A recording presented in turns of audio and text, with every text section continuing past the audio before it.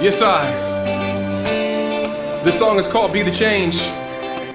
This song is called Be the Change. Ladies and gentlemen, freaks and geeks, legendary peeps, it is all about being the change. Being the change, that which you want to see in the world. We are all a representation of that which we want to see. We're all part of this massive experience. Within us is a reflection of the universe. That which lies within represents that which lies without. And like a cell within a body, that cell is a representation of a universe. And if that cell wishes to have an impact on the whole, it changes.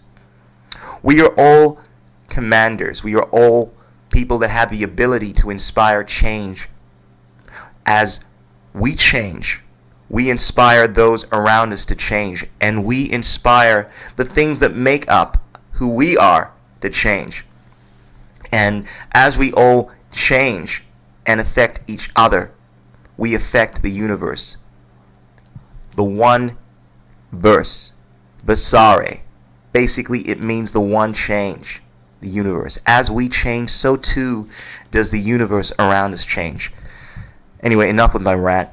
Ladies and gentlemen, I want to talk about a topic I recently addressed in the video I made, and that was gun rights. And I noticed that that was probably one of my most unpopular videos, as I saw a lot of people unsubscribing to me.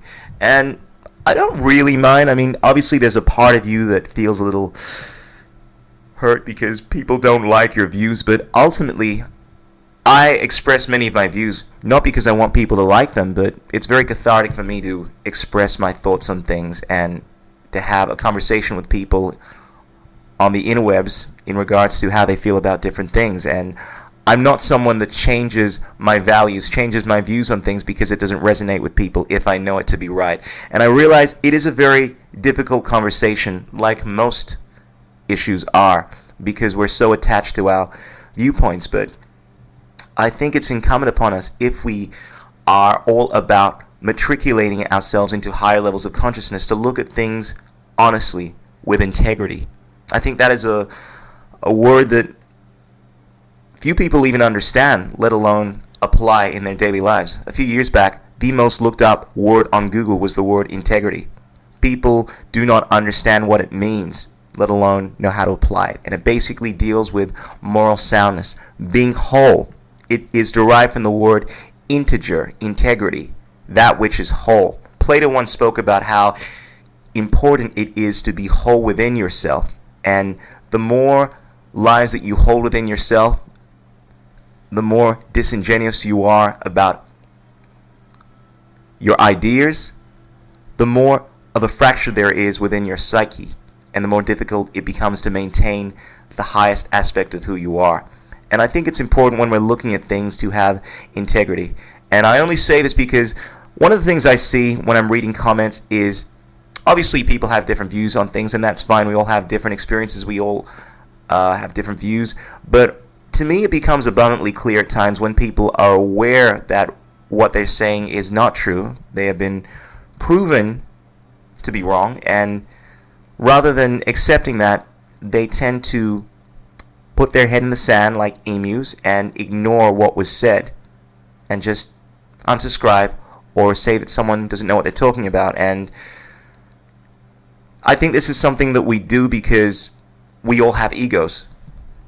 And look, in regards to the gun rights situation, I'm not saying that that is how people have responded to this. I truly do believe that people have different values, and some people feel as if they value security more than they do liberty. But I just want people to understand the perspective that I may not have effectively disseminated on that video. Now, in regards to gun rights, it's about the principle. You see, what people need to realize is that it doesn't matter that this idea came from the founding fathers. It doesn't matter that this idea came from the ancient philosophers. It matters because the idea about liberty, which is something that not the founding fathers are responsible for, it is something that the universe is responsible for. It is the idea that we all have inalienable rights.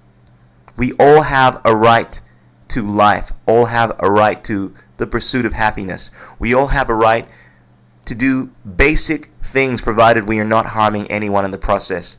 And as soon as people start violating those rights, it becomes a problem. The idea of so many of the statements within the Declaration of Independence, so many of the ideas within the Bill of Rights, they all spring forth from inalienable rights. They all spring forth from the concept of liberty.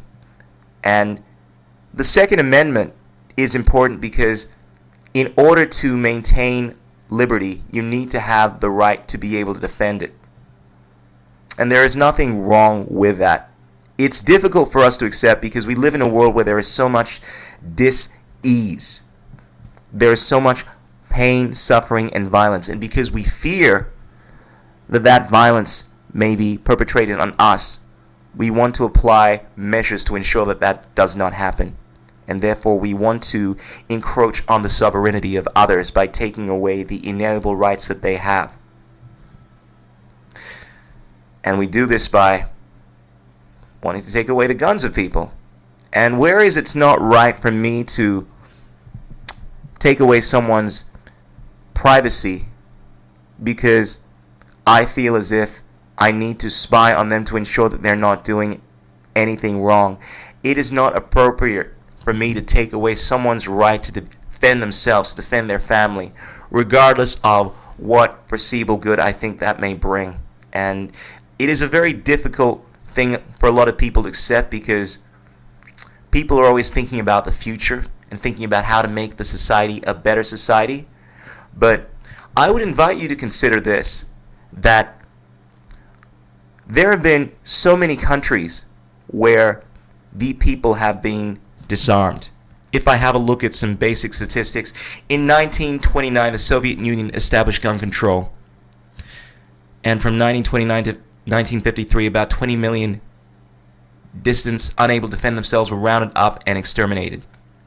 In 1911, Turkey established gun control.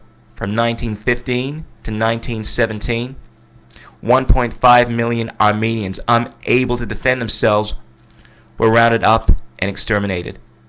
Germany established gun control in 1938, and as we're well aware, from 1939 to 1945, a total of 13 million Jews and others who were unable to defend themselves were rounded up and exterminated. And there are many other examples, like Uganda. And the common theme that we see in history is when we take away the right of people to defend themselves, human nature has a tendency, governments have a tendency to often abuse that power. And whereas usually the possibility that something may happen that is unfortunate is not enough for me to apply measures, the fact that these measures that we're applying are not in violation of any law, natural or man-made, at least within the United States, it is not fair in order to take away the rights of people to defend themselves, particularly when it is likely, even in the current predicament that we're in at the moment, that the government may abuse their power. This is a classic example. We have people like these two that have taken away the rights of the people due to the perceived threat, be that terrorism or be that the Jews economically strangling the community.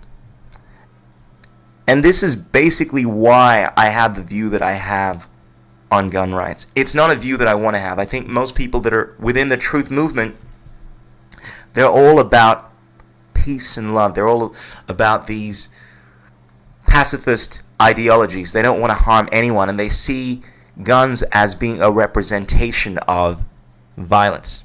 Well, philosophically speaking, anything could be violent, potentially. My computer could be violent. I could use my computer to hack into government organizations and launch missiles My teeth could be violent.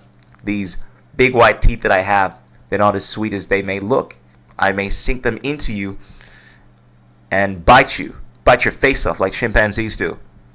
Now, because of that, that doesn't give you the right to take away my teeth. It is a matter of principle, and I understand the many arguments, statistics that people like to throw out there, but here's a statistic for you. In the country of Switzerland, where people do have many guns, and it is embedded within their constitution that they have a right to use force in order to thwart violent action, even from the government, it has one of the lowest crime rates in the world. Now, granted, we often see with countries where there are guns, at least the bad people tend to have guns, and the normal citizens don't. The normal citizens are often victimized. However, in a situation where that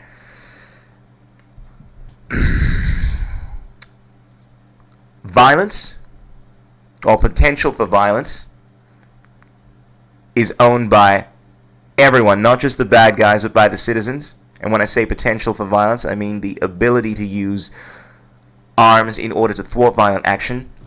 People within the community all have guns. There is a leveling of the playing field.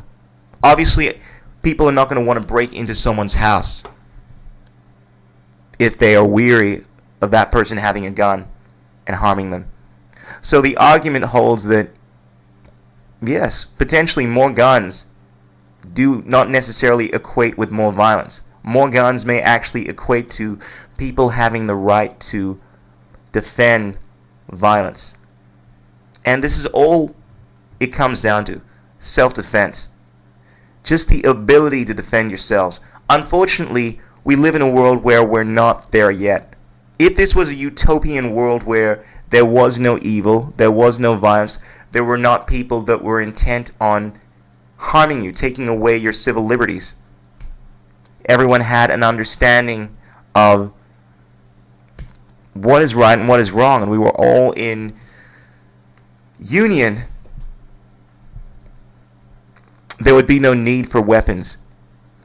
And quite frankly, I would rather not have weapons. I don't know how to use guns. I've never shot a gun in my entire life. I'd rather rely on my physical ability to defend myself, because it's a lot easier to avoid seriously harming someone with your hands than it is with a gun. I don't care how experienced a gunman you are. If you shoot someone, you can't guarantee that that person is going to survive. Therefore, the potential for harm is much greater. That is the difficult thing about the current predicament we are in at the moment. A lot of people like to make the argument that a few hundred years ago, we live in a world where the kind of weapons that they had made it more difficult for one person to victimize an entire group of people by going on shooting sprees. And now we live in a world where the potential for harm is so much greater. People can get access to automatic weapons, grenades, missiles, nuclear weapons. And it's often dawned on me at how far do I wish to take this principle of self-defense. Is it acceptable for someone to have a nuclear weapon as a deterrent? Would I be comfortable allowing someone to have a weapon that could potentially blow up the entire planet as a form of self-defense? And it's something that I've thought long and hard about. Of course, I can't see a need for anyone to use a weapon like that. I don't believe it would be realistic for anyone to have a weapon like that, because it doesn't respond to violence appropriately. I mean, if someone harms you, it's not appropriate to blow up their entire planet. However, the fact still remains that if someone is not doing anything to harm you, you do not have the right to initiate violence on them. It comes down to the non-violence principle. And whereas people like myself that have these ideas are called idealistic, in that we don't live in the real world, we have perspectives about how we want the world to be, and we don't think about the consequences. To some extent, this is true. But I think the foresight that I have is that unless, of course, we have basic principles like this, it is only going to lead to more and more problems. Unless, of course, we respect the fact that we do not have the right to initiate violence on other people, even if we believe it's going to thwart some potential violence in the future, it's only going to lead to more and more problems. Because what happens is, when people are violated, when we take away the civil liberties of others, when we take away someone's right to defend themselves, and their families are killed, they feel justified in their minds to apply justice. If we violate someone, then we wish to have retribution for that violence. And another thing I want to talk about is how we learn about what works in society. We've obviously tried many different things throughout history, different systems of running the planet.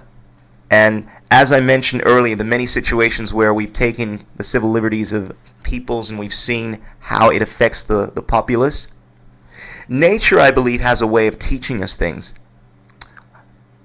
I like the idea that truth basically has two sisters. One of them is Isis and the other is Eros. And Isis basically teaches us through knowledge, through love. It's like a mother telling you not to touch the stove, otherwise you'll get burnt. And because you love the mother and you recognize the truth resounding within her, some of us, we listen to her, or we can arrive at the truth by internalizing it, by rationalizing the logic within what that person is saying, or just our innate understanding of what truth is. And therefore we listen. Isis is love. This is one way in which we arrive at truth. We arrive at what works. And if that does not work, that's when Eros comes into play. Eros is like Kali. It's like the harsh love approach. And basically, when we do not listen to Isis, Eros comes in and teaches us the hard truth through pain. When you touch that stove that is hot, you get burnt. When you don't listen to the truth, we obviously suffer the repercussions, and we have violence enacted upon us. Not true violence, but just justice. What happens in society is when we violate the rights of others, when we enslave others, when we take away their civil liberties, more often than not, it ends up in disaster through Eros. So basically, there are two ways of learning: through love and through reality, through justice being enacted upon us. I truly believe that there is some kind of karmic justice going on in the world. Just from the basic understanding that people have an innate sense of fairness, and when you are unfair to them, they wish to respond appropriately. So if you want to live your life in peace and harmony, don't be a douchebag. And I would always err on the side of civility and compassion when I'm dealing with almost every situation. I feel that it is important to speak the truth, but the more compassionate you can be towards other people, the more you can apply an attitude of Isis, of love, the more love that you will see back. Having said that, it is appropriate at times to apply a bit of Eros. Hope that makes sense. Anyway, a few other topics I want to discuss here. A few things that we've been seeing on the interwebs, a few issues, are one, terrorism, which, at least the way in which we define it in the modern era, is an ongoing thing that is going to be impossible to eradicate. I mean, how do we define terror? Let's get series perspective. Define terror. Not SAR. Let's try that again. Define terror. There are two words spelled like terror. Okay, third time is a charm. Define terror. Terror means extreme fear. Or the use of terror to intimidate people, especially for political reasons, terrorism. Or a person or thing that causes extreme fear. And this is always what it comes down to, fear. Someone that is applying fear. but I think the most ubiquitous understanding of what terror is someone that is doing a violent action that is politically motivated. And obviously people are going to be constantly doing violent actions. That's just the predicament that we are currently immersed in. There will always be violence in the world. Despite the power of the sun, it is always night in half the planet. And we're always going to see injustice in the world.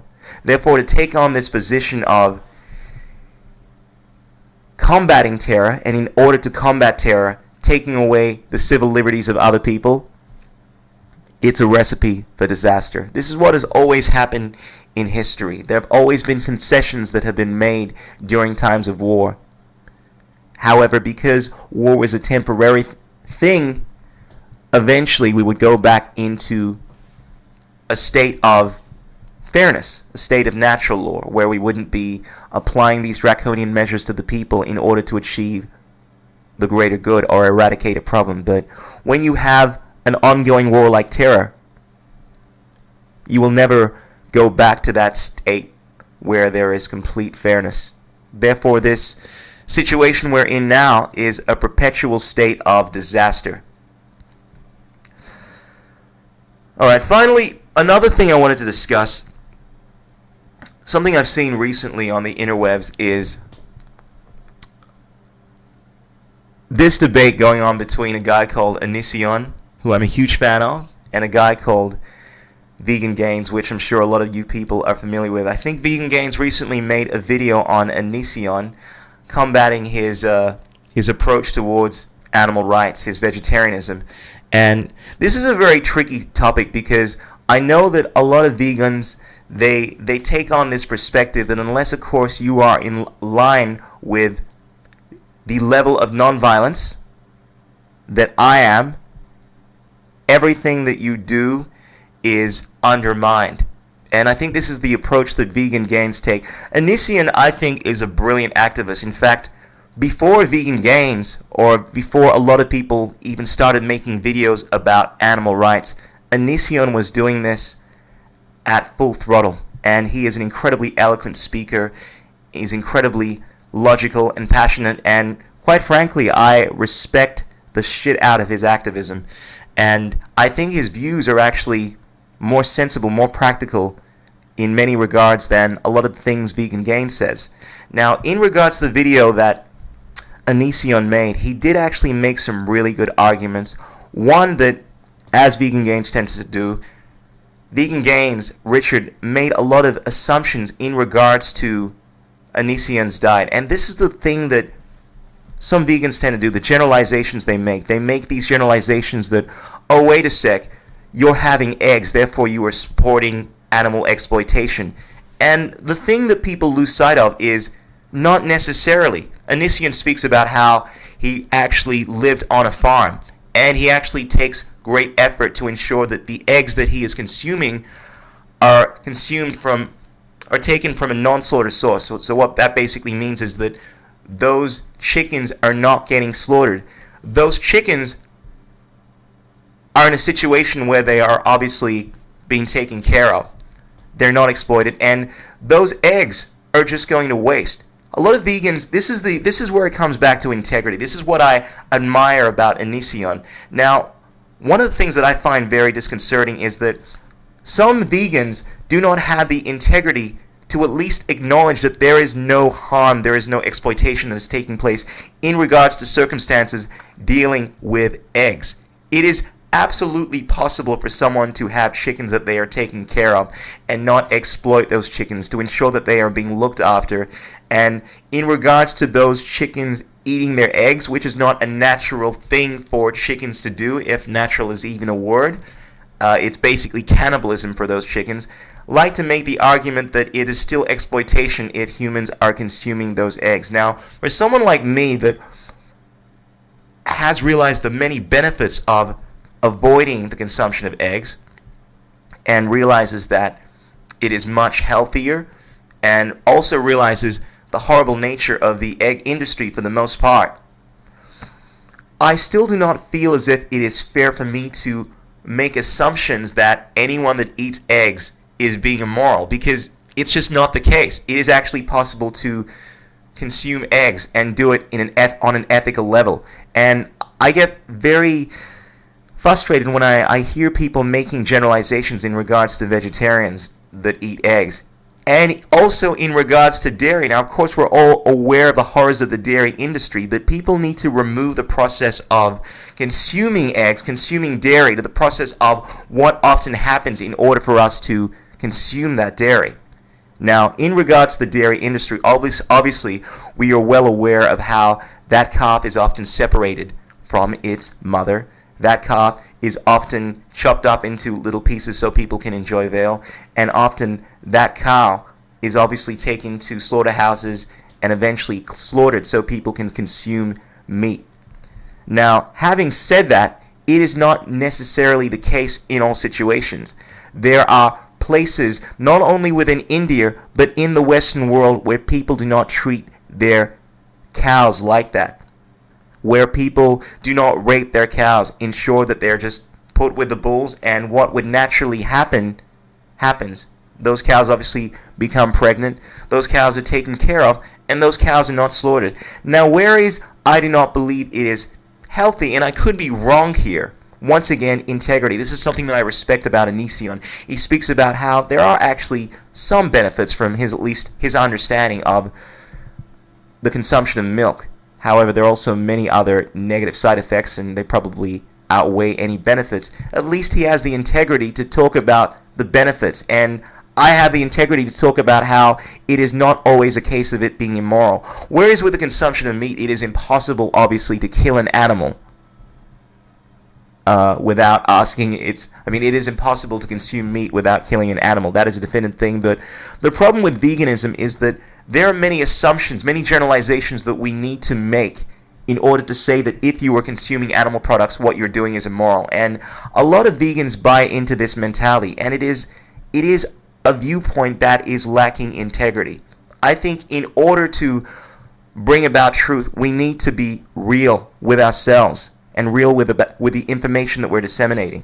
And this is one of the things that I really admire about Onision. And he speaks about his vegetarianism. He also speaks about honey, which is something that I also stopped consuming. It was the last thing that I stopped consuming as a vegetarian. I still interchange the word because I, quite frankly, think it's ridiculous the separation people want to make between these things, when essentially vegetarianism, there are many forms of it, ultimately is in line with veganism. It's essentially one and the same thing.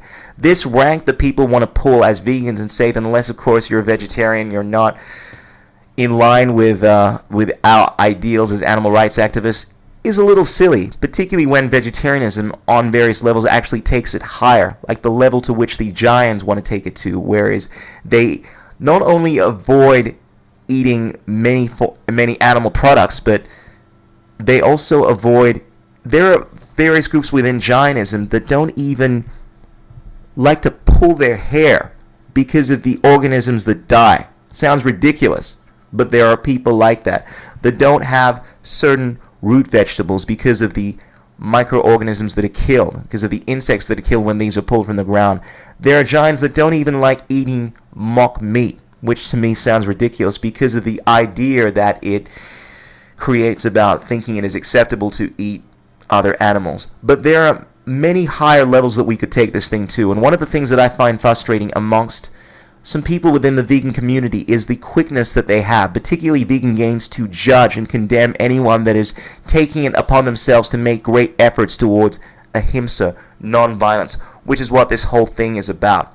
And Onision is one of them. Onision, in my opinion, is actually a far more effective activist because he's more practical about it, and he's inspired a tremendous amount of people to go vegetarian and go vegan. In fact, I believe Richard was actually a fan of Onision, and I know that he was subscribed to his channel even before he started making videos on veganism and whatnot. Therefore, the idea of condemning someone like him that is so against animal exploitation, that has devoted a tremendous amount of his life towards avoiding harming these animals, seems like such a pernicious and such a, quite frankly, pathetic approach. But look, I just wanted to comment on this And I just invite people to think about who they're condemning, think about what they're saying, try to avoid judging others to some extent, and also have a little integrity in what we're doing, and what they're doing, rather. The other thing that I've often heard people say, just in regards to great figures in history, a lot of people like to condemn people like Benjamin Franklin, or Thomas Jefferson, or George Washington, because these people, very similar to the current predicament of animal rights, because these people, to some extent, had slaves, because they had inherited these slaves.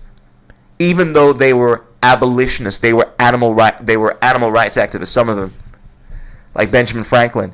Even though they had devoted their entire life to abolishing slavery, like Benjamin Franklin, who set up the Abolitionist Society, people had the boldness, the ridiculous mentality to state that these people were douchey people because they owned slaves, when they had devoted their entire lives to abolishing slavery. And the reason they had slaves was because at the time they could not relinquish their slaves because of the current circumstances. They would not be able to take care of themselves, and they had it within their interest to take care of these slaves. It's such a pernicious attitude, and I just would invite people to look at the situation for what it is, as opposed to making generalizations that because someone has slaves, or someone is not taking ahimsa to the level that they are taking it, that they must be bad people. Let's try to have some perspective. We live in a world where we are all caught up in this system, and we are all trying to fight the system. And definitely there is great effort that should be made to destroy the system, to not only avoid cooperating in the injustice, but to be taking efforts to destroy the system. Whether that's through passing legislation to end some of the horrible practices, or whether that is educating people. And they're my thoughts on this entire issue in regards to the whole Onision versus vegan gains ideal. Let us know what you think. And ladies and gentlemen, freaks and geeks, peace out. Keep it real. Don't drive in text. Keep doing your thing. Strive to become a better person. Matriculate yourself to higher levels of consciousness. Until next time, this is TKJ, The Crystal Journey. Ow!